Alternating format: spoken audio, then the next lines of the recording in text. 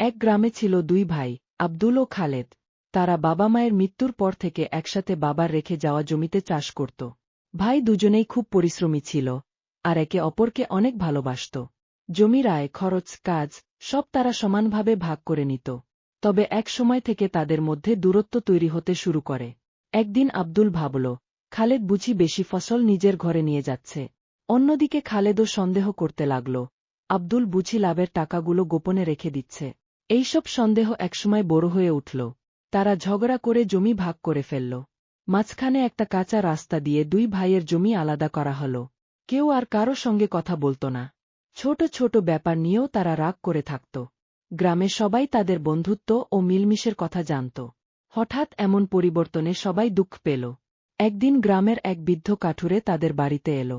সে বলল, আমার কিছুদিন কাজ দরকার। কোনো কাজ দিতে পারবেন?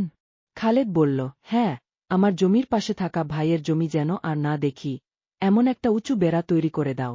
কাঠুরে চুপচাপ মাথা নেড়ে কাজ শুরু করল। কয়েকদিন পর কাজ শেষ হল।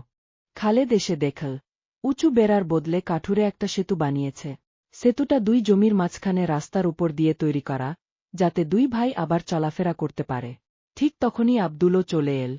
সে বলল, তুমি তো আমাকে ভুল বুঝেছ ভাই।